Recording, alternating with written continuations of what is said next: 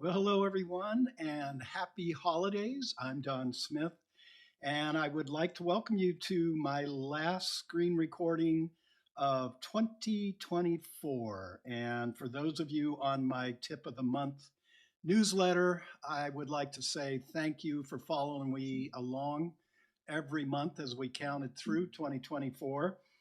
And I want to end on a recording that has not a lot to do with landscape, although I will show you a few applications. I just think it's a cool AI application. It's found in Photoshop. I'm sure a lot of you have already heard about it or seen other videos, and it's called reflections removal. And for those of you that don't know anything about it, I'm going to show you how to go about activating it, setting it up, how to use it, and my thoughts on some landscape pictures. I have one included here that I will show you. And I would like to state right up front, I have watched other photographers' videos. A lot of people are excited about this, as am I, but I don't buy into the hype that it works on every picture. And I'm going to show you why, after playing around with this for quite a while, I just don't think it's all quite there. Okay, so what I want to do is I want to come back into Photoshop and show you how to turn this on. So you come in, make sure you have the latest version of Photoshop. I'm actually going to check mine here, and I'm version 26.2. I believe at version 26.1 this actually worked. So make sure you're just going to your cloud settings, go to your apps, and if it shows you have an update waiting for you, just update it, especially if it is Photoshop. Then we're going to come into the Photoshop, click on Photoshop 2025, where I'm at right now, come down here to settings, and we're going to come all the way down to camera raw settings.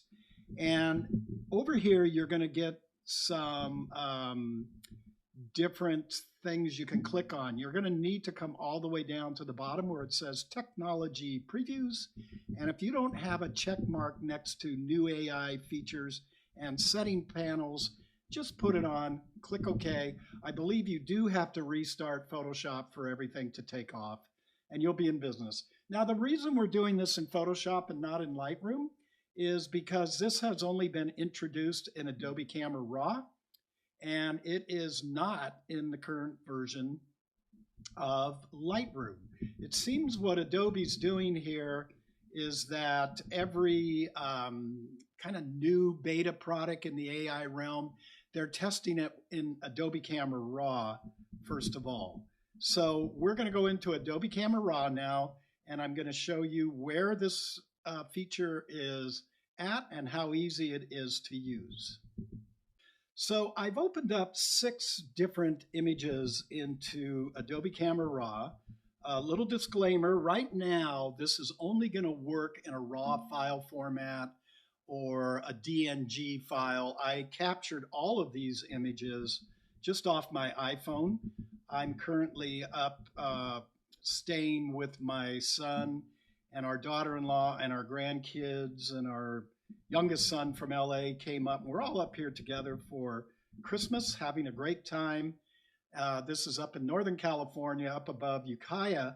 And these images are actually some that I just shot the other day walking around downtown Ukiah. So let's just pick one at random. And I'm not going to probably go through all 6, but these are the ones I've thoroughly tested, and I know what's going to happen ahead of time so I don't get tripped up in this video. So what you're going to want to do is shoot a reflection. You can see this is just a woman's clothing shop of recycled fashions, and there's your reflection. This is a pretty easy one. And to access reflections, I'm going to come up here to the little little eraser tool, excuse me. And when I click on it, if you've installed this correctly, you're going to see distraction removal. And I'm just going to click on this, and it's going to go up into the cloud, and then it's going to return with the finished image. So I'll catch up with you when all of that is over. So we're back, and this is how the reflection removal, and you can see it did a great job. I'm going to return this down to 0. That is what we started with, and that is what we finished up at. I'm going to go in the reverse with this slider, and you can actually see me outdoors there taking a picture. It was, we've had a lot of rain up here, so it's been really overcast days and kind of dark and gloomy and rainy, just the way I like it as a landscape photographer. Let's jump into another one. This is another women's clothing store. Now, this time we have a little bit brighter of a reflection from the sky above the building across the street. We have some cars in here. So let's go ahead and we're going to click on reflection here and let it upload to the cloud. By the way, these were all captured in raw mode with my current iPhone 16 Pro Max. And I will be back to you as soon as the image has been corrected. Okay, and as you can see, it got most of the reflections except for this really bright sky reflection. And that's not blue sky out there. Again, that's cloudy sky. But here's about where we brought it in right there. You can see the cars, and the cars are gone. So this is the first thing I've been discovering with a lot of the images, that if you get a real kind of wide contrast range, such as the sky would be relative to the rest of the image, it has a hard time discerning it. So let's go to another one. Now this one, that is actually a pane of, or like a metal bar going across this 2 panes of glass. And because we don't have anything way out of contrast, you can see the sky up here, but it's less bright than the last one. Let's click on reflections and see how it can handle this image. Okay, you can see here it really did a good job. I'm going to return this back down to 0. That's what we came in as.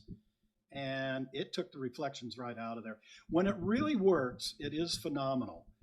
There I am standing outside the window. You can barely make me out with my iPhone capturing this. And I got to say that the employees in the stores were looking at me like I kind of lost my mind walking up to a women's store and shooting these mannequins. Now, here's one. Again, you can see that this isn't overly out of contrast. So I want to see how this one does. And again, how quick this happens.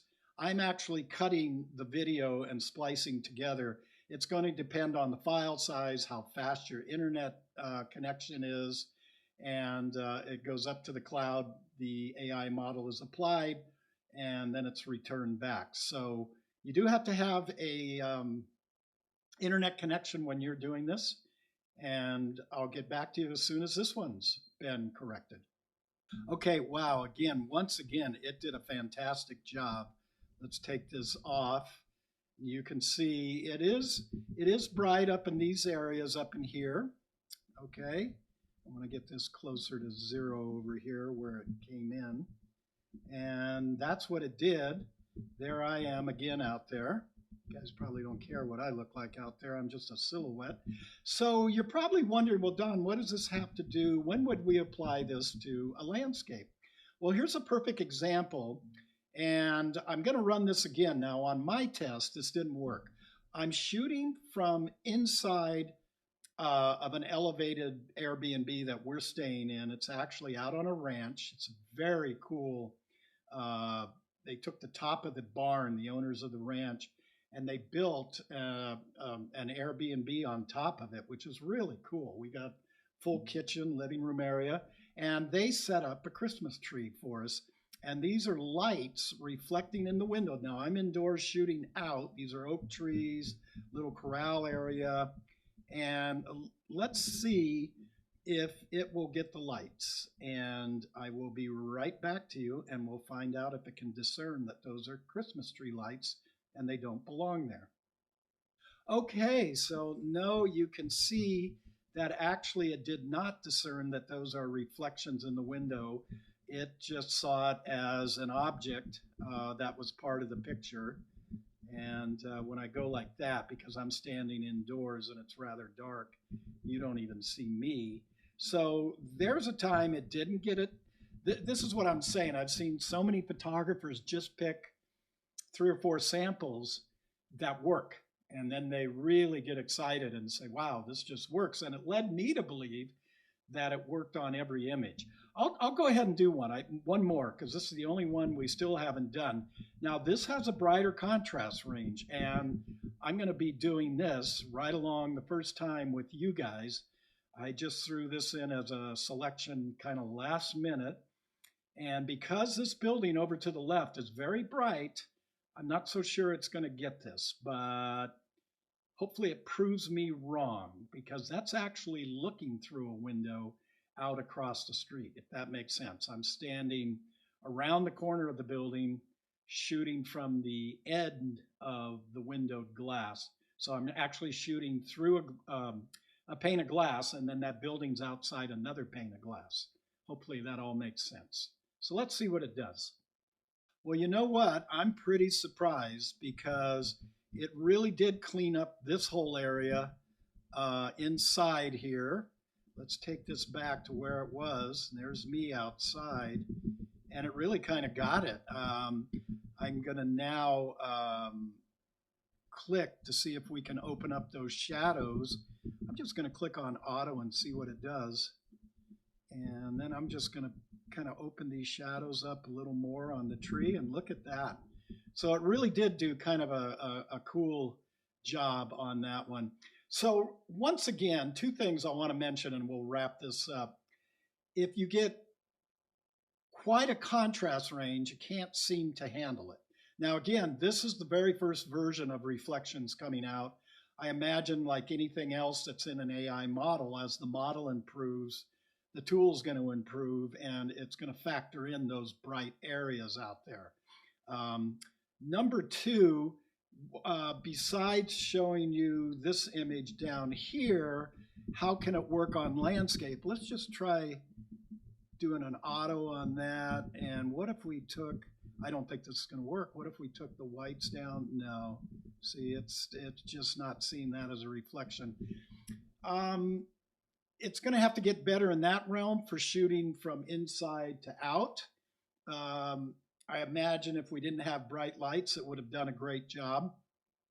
The other time I could think about using it in landscapes definitely is in an airplane, helicopter, if you have glass and there's a reflection. In fact, I went back, as much as I fly every year, I would have thought I would have had a lot of images, raw images that I could have used. But then I realized if there was a reflection, I would have never taken the picture to begin with. So this is the thing with AI. This caught me, and I think a lot of other photographers, off guard when Adobe offered this earlier this week. So nonetheless, they are on the right path. I would say 75% of the time it works. I just wanted to get you guys excited about it. Test it out on your own. I would love it if you guys could think of other realms of landscape where we might actually use it. I could think of an object reflecting, let's say in water, and we wanted to do a version where we took the reflection out of the water. I don't know quite why we'd want to do that, but that could literally be another option. So I'm sure the more we all play with this tool, and other photographers play with this, and we all kind of give our input, we're all going to kind of learn when we're going to use it and when we're not going to use it. So hey, this is Don Smith. Once again, I want to wish you all a very happy holiday season. Christmas should be wrapped up by the time this video comes out, but we'll still be into New Year's. And I just hope you guys are all with family and the ones you love, and have